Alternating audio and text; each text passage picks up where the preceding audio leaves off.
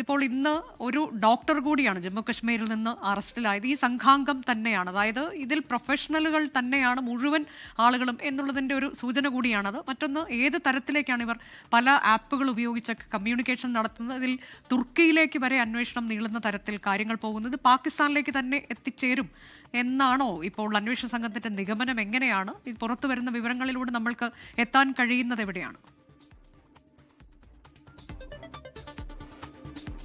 അനുജ, ഇതിനോടകം തന്നെയുള്ള അന്വേഷണത്തിൽ നിന്ന് ഇതിന് വിദേശ ഭീകര സംഘടനകളുമായി ബന്ധമുണ്ടെന്ന് ഏതാണ്ട് വ്യക്തമായി കഴിഞ്ഞു. അതിന്റെ ഭാഗമാണ് ഈ തുർക്കി സന്ദർശനം. ഇവരുടെ മുറികളിൽ നിന്ന് കിട്ടിയ പാസ്പോർട്ടിൽ ഈ തുർക്കി സന്ദർശിച്ചതായിട്ടുള്ള വിവരങ്ങൾ ഉണ്ടായിരുന്നു, ഇവിടുത്തെ സ്റ്റാമ്പ് ഉണ്ടായിരുന്നു. അതിനെ തുടർന്നാണ് ഇവർ തുർക്കി സന്ദർശിച്ചതെന്നും വ്യക്തമായിട്ടുണ്ട്. 2021 ഡോക്ടർ മുസമ്മിൽ എന്ന് പറയുന്നയാൾ ഈ അൽ-ഫലാ സർവകലാശാലയിൽ അധ്യാപകനായി ജോയിൻ ചെയ്യുന്നത്. അതിനുശേഷം 2 വർഷം പിന്നിടുമ്പോഴാണ് 2023 ഈ സ്ഫോടനത്തിന്റെ മുഖ്യ ആസൂത്രകനായിട്ടുള്ള ഈ സ്ഫോടനത്തിൽ മരിച്ചുപോയ ഡോക്ടർ ഉമർ നബിയും അവിടെ ജോയിൻ ചെയ്യുന്നത്. ഇതിൽ നിന്ന് മനസ്സിലാക്കുന്നത് ഇവർ ഈ ഉത്തരേന്ത്യയിലെ പ്രധാനപ്പെട്ട ആശുപത്രികളിലൊക്കെ തന്നെ ഇവർ പല നിയമനങ്ങളും നേടിയിരുന്നു, പല ആശുപത്രികളിലും. ആദ്യം അറസ്റ്റിലായ ഡോക്ടർ ആദിൽ ജോലി ചെയ്തിരുന്നത് യുപിയിലെ സൊഹറാൻപൂർ എന്ന് പറയുന്ന അവിടുത്തെ ഒരു ആശുപത്രിയിലായിരുന്നു. അങ്ങനെ പല ആശുപത്രികളിലായിട്ടാണ് ഇവർ ജോലി നേടിയിരുന്നത്. ഇവിടെ ജോലി നേടിയതിനു ശേഷം അവിടെ നിന്ന് ആളുകളെ റിക്രൂട്ട് ചെയ്യുക എന്നുള്ളതായിരുന്നു ഇവരുടെ പദ്ധതി. അതിനു വേണ്ടിയിട്ട് അവർ സിഗ്നൽ എന്ന് പറയുന്ന ഒരു ആപ്പ് ഉപയോഗിച്ച് അതുവഴി ഗ്രൂപ്പിൽ അംഗങ്ങളാക്കി അതുവഴിയായിരുന്നു ഇവരുടെ ഓപ്പറേഷനുകളെ കുറിച്ച് ചർച്ച ചെയ്തിരുന്നത്. അതിന്റെ വിവരങ്ങളും അന്വേഷണ സംഘത്തിന് കിട്ടിയിരുന്നു. പ്രധാനമായും ഈ അൽ-ഫലാ സർവകലാശാല ക്യാമ്പസിനകത്തായിരുന്നു ഈ ഡോക്ടർ ഉമർ നബിയും ഡോക്ടർ മുസമ്മില്ല ഖാനും താമസിച്ചിരുന്നത്.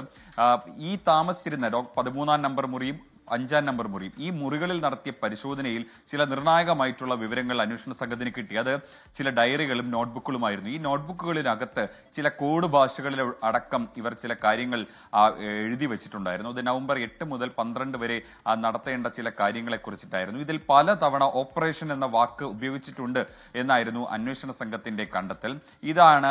ഇവർ പല സ്ഥലങ്ങളിൽ ഒരേ ദിവസം ആക്രമണം നടത്താൻ പദ്ധതിയിട്ടിരുന്നതിന്റെ തെളിവായി അന്വേഷണ സംഘം വിലയിരുത്തുന്നത്. അതിന്റെ ഭാഗമായിട്ട് അവർ 32 വാഹനങ്ങൾ വാങ്ങി. ഇതിൽ ഓരോ വാഹനത്തിനും 2 പേരെ ചുമതലപ്പെടുത്തി. ഒരു വാഹനത്തിൽ ഒരു ജോഡി എന്ന നിലയിൽ 2 പേരെ ചുമതലപ്പെടുത്തി വ്യത്യസ്ത സ്ഥലങ്ങളിൽ സ്ഫോടനം നടത്തുക, ഇതായിരുന്നു ഇവർ ലക്ഷ്യമിട്ടിരുന്നത്. ഇതിനു വേണ്ടിയിട്ടാണ് അവർ 2900 കിലോഗ്രാം അമോണിയം നൈട്രേറ്റ് ഈ ഫരീദാബാദിലേക്ക് കടത്തിയത്. ഈ സ്ഫോടക വസ്തുക്കൾ ജമ്മു കശ്മീരിൽ നിന്ന് പല സമയങ്ങളിലായിട്ടാണ് ഇങ്ങോട്ടേക്ക് എത്തിച്ചത് എന്നാണ് അന്വേഷണ സംഘത്തിന്റെ ഒരു വിലയിരുത്തൽ. ഈ ആസൂത്രണം തുടങ്ങിയത് തന്നെ 2 വർഷം മുൻപാണ്. അതുകൊണ്ടാണ് ഈ പല സമയങ്ങളിലായിട്ടാണ് വാഹനങ്ങളിൽ ഈ ഫരീദാബാദിലേക്ക് ഈ സ്ഫോടക വസ്തുക്കൾ എത്തിയത്. ഈ സ്ഫോടക വസ്തുക്കൾ സൂക്ഷിക്കാൻ വേണ്ടി ഈ ക്യാമ്പസിന് പുറത്തെ 2 സ്ഥലങ്ങളിലായിട്ടാണ് ഇവർ മുറികൾ വാടകയ്ക്ക് എടുത്തിരുന്നത്. ഒന്ന് ഈ ക്യാമ്പസിന് 1 കിലോമീറ്റർ ചുറ്റളവിലുള്ള ഒരു സ്ഥലത്ത്, അവിടെ ആ 2 മുറികളും വാടകയ്ക്ക് എടുത്തത് ഡോക്ടർ മുസമ്മിലായിരുന്നു. അവിടെ ഒരു മുറിയിൽ നിന്ന് 358 കിലോ അമോണിയം നൈട്രേറ്റ് പിടികൂടുന്നു. രണ്ടാമത്തെ സ്ഥലം അവിടെ ഫത്തേപൂർ തഗ് എന്ന് പറയുന്ന അവിടെ നിന്ന് ഒരു 4 കിലോമീറ്റർ മാറിയുള്ളൊരു ഗ്രാമമാണ്. ആ ഗ്രാമത്തിലെ ഒരു വീട് വാടകയ്ക്ക് എടുത്ത് അവിടെയാണ് 2600 കിലോ അമോണിയം നൈട്രേറ്റ് സൂക്ഷിച്ചിരുന്നത്.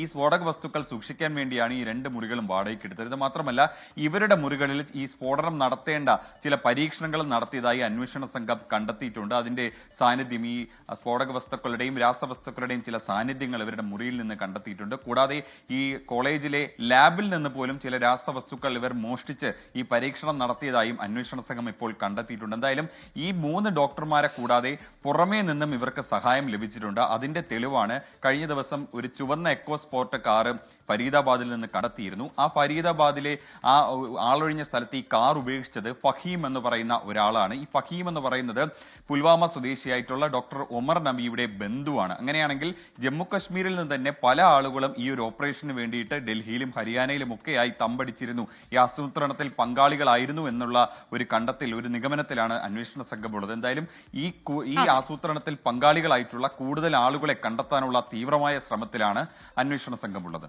ലോകത്തെവിടെയായാലും ഏത് സമയത്തും 24 വാർത്തകളും ഓഗ്മെന്റഡ് റിയാലിറ്റി പാക്കേജുകളും എക്സ്പ്ലെയിനറുകളും വിശദമായി കാണാൻ ഞങ്ങളുടെ യൂട്യൂബ് ചാനൽ നിങ്ങൾക്ക് സബ്സ്ക്രൈബ് ചെയ്യാം.